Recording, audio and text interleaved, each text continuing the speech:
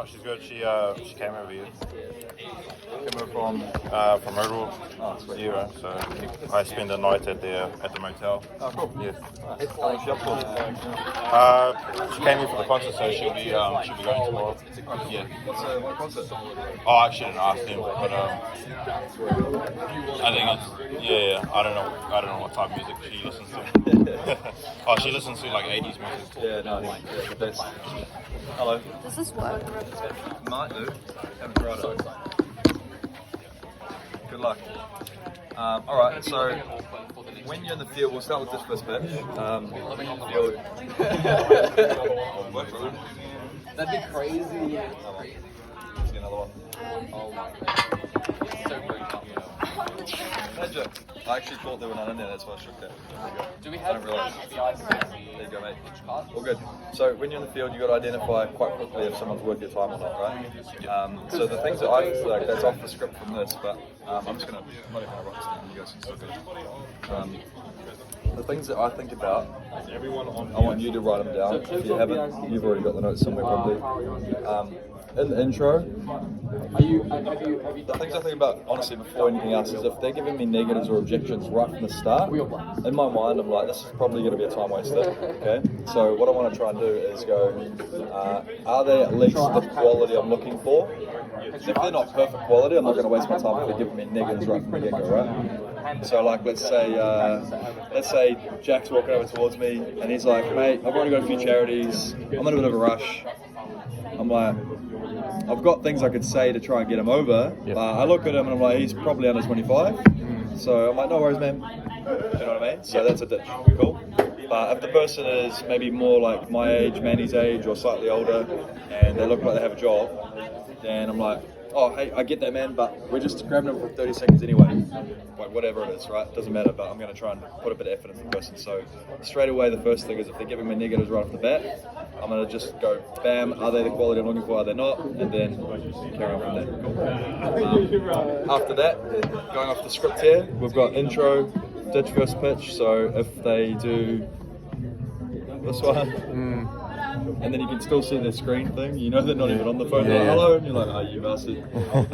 Or I see that all the time. do you know what I mean? So write these ones down, just things to keep an eye out for. So these ones, this is obviously a perfect customer. Like, you're not going to get that many people that when you do your intro, they're like, oh, hey man, what are you doing? You know, like, this looks good. Not going to get that many, but you're looking for things like, are they coming a little bit closer as you say hi? Are they making eye contact? Are they smiling? Do they look positive? Long response, slow pace, all that kind of stuff. So, cool. Smiling's a bit what's that word called? Ambiguous. Yes. Because you can have people who are not smiling and they'll be interested in it at the end. That's true. There's also real smiles and fake smiles.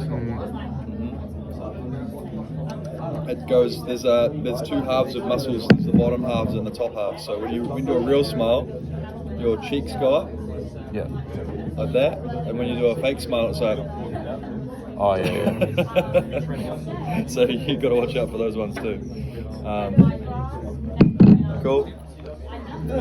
Anyway, It's hard for males, because like males, they don't smile towards another male. Really. Exactly. You don't have to smile.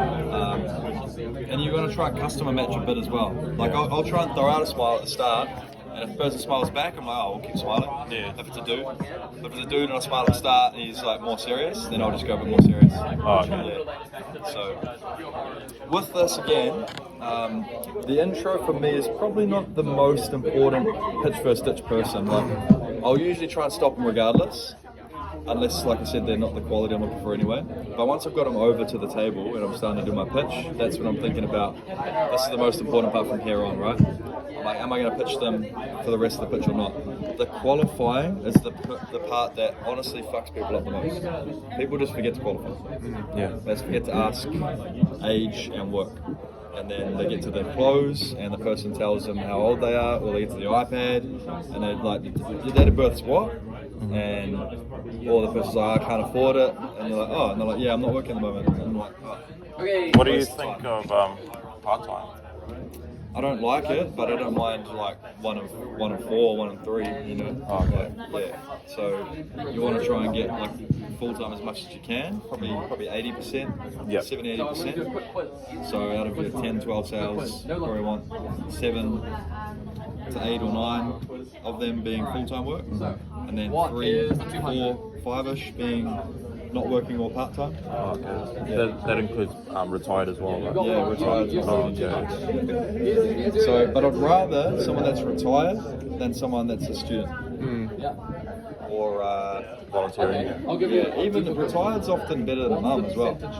Especially if they're like, you know, only just retired and they're like late 60s, early 70s. Yep. They're probably more financially capable than a mum who's like in her late 20s or early 30s. Almost 50. Cool. And plus, the other thing about oldies, right, is the monthly thing.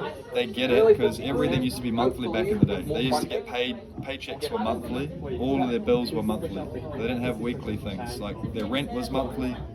Their paycheck was monthly. Their phone bill was monthly. All that stuff. Thanks. There you go. Okay. This is a bit of a harder one, but if people seem like ditch first pitch, if they seem not interested, they might just be giving short responses, yeah, or skeptical, or breaking eye contact, not trying to not look at you. Cool, but if it's a bit more of a relaxed conversation, they have a bit more time and they're openly engaged, then that's obviously positive. Cool. What's that 1,000? Okay, in the presentation, I fucking hate this, right? If I'm talking about my prayers and I'm trying to like really nail some points and I'm feeling good about like getting in the zone, and the person looks like they don't give a shit, I'm just gonna be like, hey, do you reckon, like, if I'm interrupting, I can just leave you to it. So if it's better if you want to come back another time, I'll just be like, yeah, sweet. Oh, okay. It's more like. Or they might be like, oh no, sorry. But you can say You know, something. sorry, I'm just distracted. I'm thinking about what I'm going to get the groceries. I'm like, okay, no worries. Let me wrap it up for you real quick. I'm sure you can help out. Most people are donating this, whatever. Helps with brain So make sure you go through these. function. Multiple objections.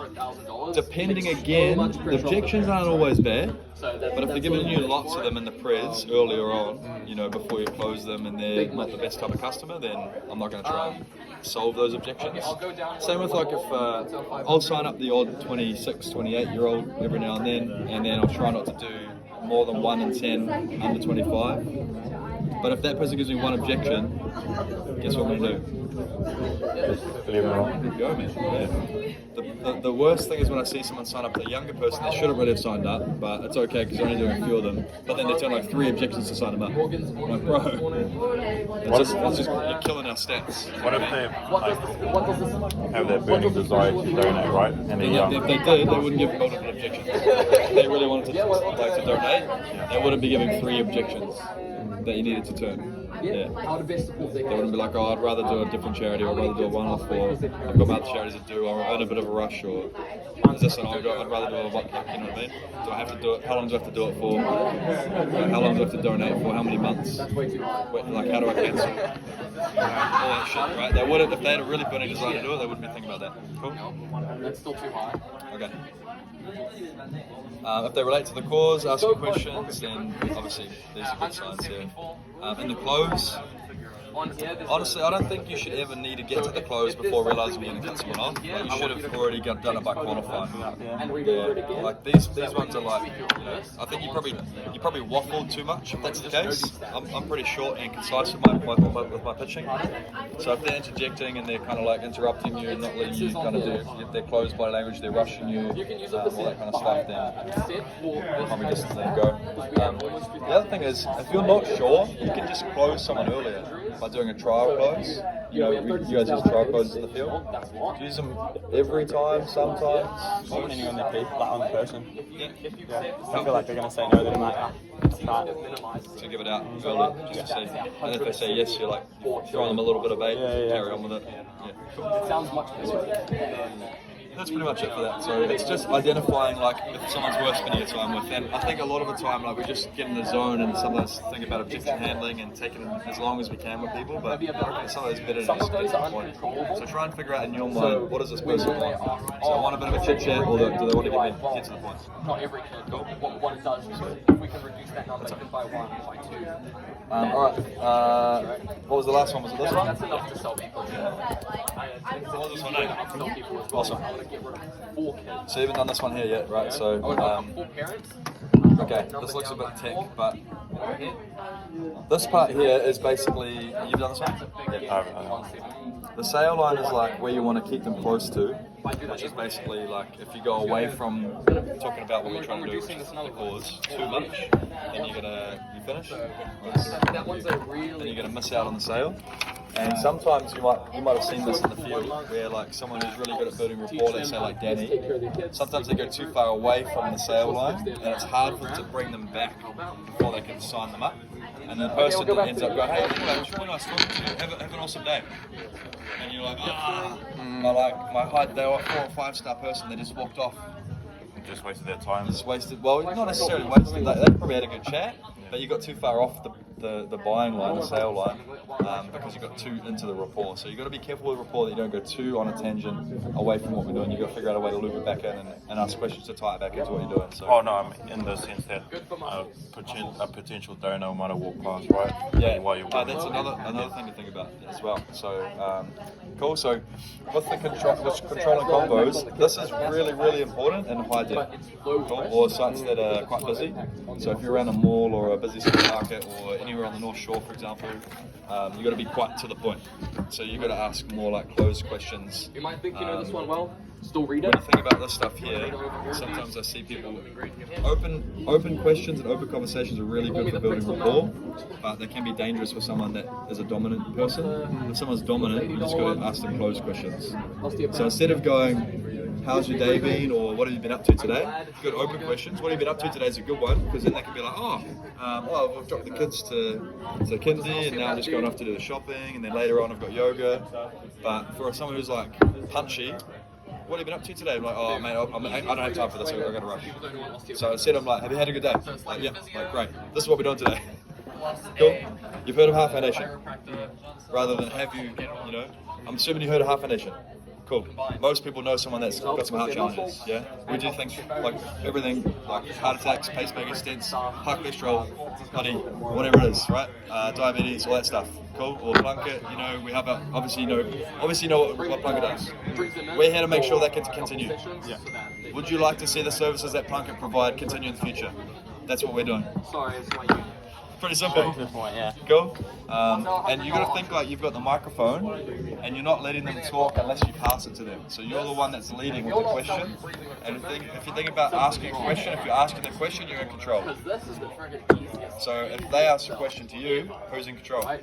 Helping kids They are. So breathe. you have to answer it and ask a follow-up question. Cool.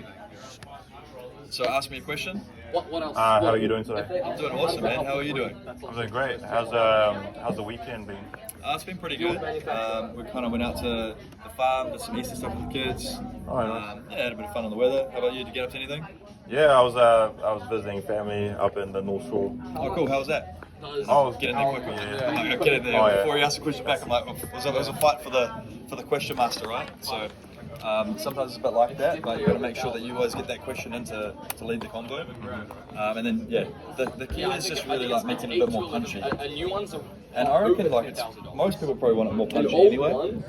And if you're not sure, you can be punchy first and then go back to rapport. So you can be like, hey, we're just doing a quick one here for Heart Foundation. Assuming you've heard of us. Yeah, awesome. So we're raising $25 million, not just from you, because we really need to have more research and habits with younger kids to make sure they're doing stuff healthy. Sound good? What have you been up to today anyway? You know what I mean? Go back to that, yeah? Because then you've kind of told them what they want to know, and then you've distracted them almost, and then you've gone back to rapport. And then they're like, oh, sorry man, I got straight into that, what have you been up to? You know? Yeah, cool. Go back to that rapport. And we have a great deal of manufacturing. Exactly. And we're able to borrow that piece of so equipment just for does that make class sense? to help out the parents and the kids breathe. Cool. So yeah. Do you want to help with that? Just be careful we don't go too far off the tangent. Straight into the close. I'm sorry. Amazing sell. I'm just You should be making at least maybe taking note of the diagram. hopefully that's two cool. in the city Photo most if you days want, with the breathing equipment. I think it's hard to come across a day without a breathing equipment just because it's such a That's Um, easy to see. on the stop, we're going back a step. You know, what's your go-to to pull people in? You can. There he for a is. stop, what's There he your is. stop? One-off, kids brain injury. Didn't hear me. Just focused. Yeah. Cool. They've stopped. They're listening. Give me more buzzwords. What's next? Yep. That's like clarification. That's Okay. it. That's it. Got that? Sussed? Beautiful. One off to our brains and kids. What are you doing? Alright, so what I want you to do, Matthew, is have you hit your new leader yet or not? No, not yet. Yeah? Have you done the sales? No, not yet. Okay, sweet. But you've done the topics. So there's a test involved for that one as well. So what I want you guys to do is maybe go through just it's over there on the wall there, but all the topics for it. So it's just the basic ones, like the 3-step sales process, law of averages. So I need to be able to ask you and go like, what are the KPIs for a day that we require? What's the target? And you're going to go 30, 20, 12, 3. Or what are the 3 steps to the pitch? You're going to go intro. And then what is this? What are the 5 impulses? What are the 8 steps? What's the grass mean? Is the law of averages? Is that the YouTube video? The YouTube video, and then the site trends, like the you know, like the morning, afternoon.